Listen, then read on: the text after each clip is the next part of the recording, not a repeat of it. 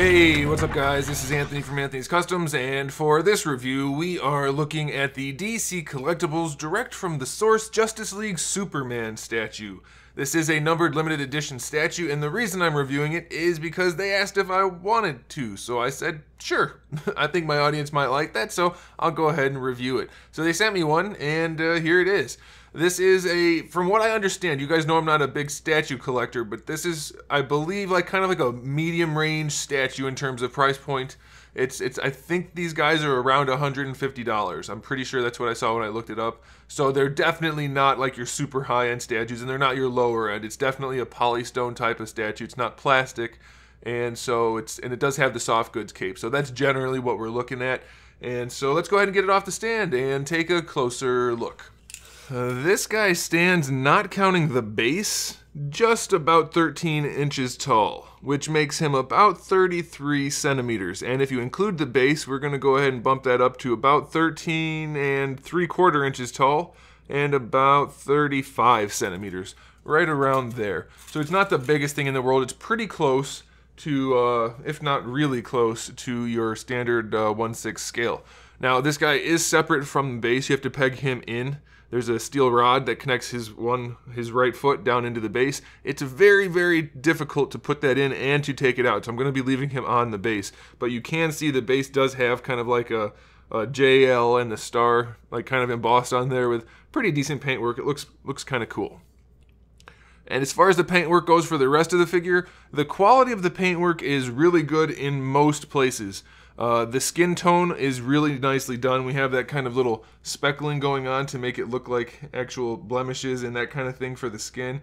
Very nicely done, looks cool. The suit mostly looks really good, at least the main part. You can see it's got the kind of a dry brush of that silvery blue to make it look like those pieces are kind of shining through underneath. I totally see where they're going with that. It doesn't stand out quite as much as it did in the movie. His armor, like his muscle plates, I guess they're plates now. I don't know. In the movie, they stood out a whole bunch. In this, they're not quite as standout-ish, but they still look really nice, so that's good. The Hope logo on his chest is done pretty well. There's a little bit of shading around the red parts, but then you can see the gold in there is done pretty well, and then the blue around it, so that's good. Mostly it looks fine. The boots look pretty good. They have a little bit of that silver going on, but then also a little bit of a darker kind of shading going on too to make them look a little bit scuffed up and beat up, so that's good. The only place this thing really fails in terms of quality of paint is the light blue line work, especially around the this left thigh, and that's obviously going to vary from figure to figure, but it does look a little janky, and it's kind of a mix of the sculpt work and paint work because it's not a very straight line. And I get that it wouldn't be perfectly straight on top of muscles, but this muscle right here is generally one big lump, so we wouldn't have all of these different wiggles going around. So it's definitely not the best looking part right there at all. It's not great. I do like the fact though that the hands are a separate piece, so there's no paint issue at all. The hands look great, and they're actually on top of the body. It's not painted, separated by paint, it's separated by sculpt, so that's pretty cool. And then speaking of sculpt, we do get a really nice sculpt for the body. It's very thick and meaty looking, which sounds weird, but that's, by the way, I'm leaving the head out of this for a reason. We'll get to that in just a minute.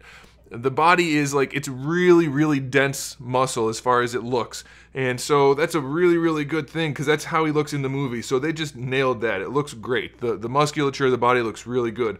The pose is a little questionable because he's leaning significantly forward, which I guess it's okay kind of if you want that kind of pose, but I think he's leaning too much. It's a little bit too much of a lean, and it does look a little bit awkward. By the way, there's a little bit more light blue paint that doesn't belong here, so that's not great. Okay, so the musculature is really nice. The pose may be a little questionable, but I could live with it. And the body looks mostly really good except for the blue paint. So now let's talk about the head, because the head is a really important part of any superhero. Obviously, we need to have a good head. So let's take a closer look at this. And I think what I should do probably is not even show you this yet. Let me show you the packaging, just in case you don't believe me.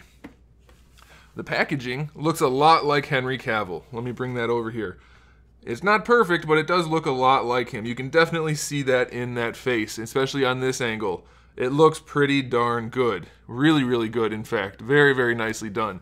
Now, on the actual statue, it's definitely not the same sculpt. This looks almost as if it was, like the sculptor was working on it, and he's like, oh, I'm not quite done yet, I'm getting it there, but it's pretty close, but it's not quite there. And whoever was in charge of him said, nope, that's good enough, we're shipping it.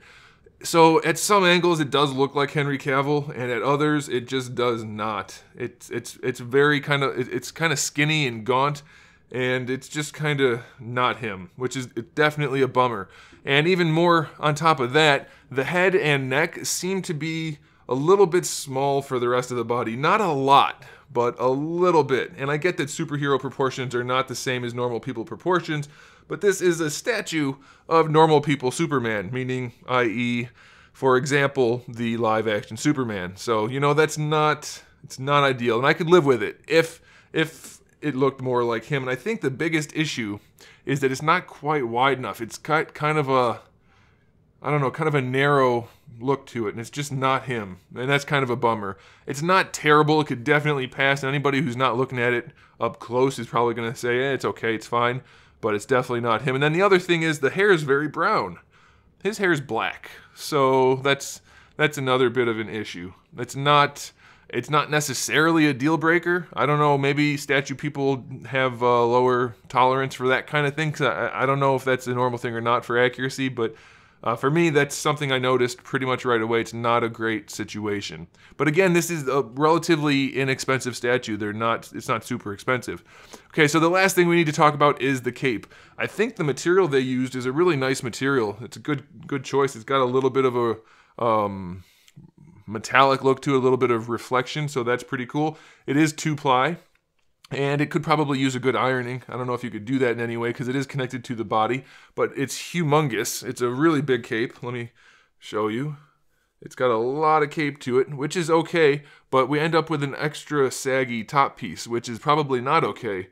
You probably don't want this. It should be connected all the way up here. So that's kind of a bummer that you have that, and it's not wired or anything, so you can't do anything with it. It is wired, however, on the sides, which is a good thing, and it inserts nicely right here. However, the wire does not insert. The wire starts up here somewhere, so when you go to pose it, like, you can't actually pose it. You can see, like, you'll be able to bend the wire if you want to, and we've had this problem with action figures, but you can't actually pose it with the cape up because the wire's not connected. So it's only going to be able to be posed in terms of how it hangs, which is fine, and that might be all they were going for, but there's really no reason to not insert the wire into the torso, and that lets you pose the cape however you want to without any issue at all. So my ultimate verdict, I don't know. It's okay. I think okay is probably the best term for this. Would I personally want to own it? I don't think so, but I'm not a statue person, so maybe statue people would. If you guys are, you can let me know. Let me know what you think. But the inaccuracy in the face is really a big deal for me. The other issues I could live with, like the paintwork on the leg is not perfect, but that's okay. I should also point out this is technically, it has an AP instead of a number for the production, so that means it's an artist proof of some variety, and so maybe the final release might be slightly different, but generally speaking, the artist proof is of the final product, so this is most likely what you're going to be seeing on the shelf, so to speak. So I'm curious what you guys think. For me, it kind of misses the mark in too many places. I definitely think the face is a big deal. The rest of it I could definitely live with, so that's going to be my verdict. If you're okay with the face, then go ahead and get it. If you're not, then I would say you're probably like me and you probably wouldn't want to get it. But that's about it. So there you go, guys. Thanks for watching. Make sure you subscribe to the channel. I have new videos up every single day. We talk about action figures, movies, TV shows, video games, all kinds of fun stuff. So make sure you come back for that. Give the video a thumbs up if you liked it. And in the meantime, keep collecting.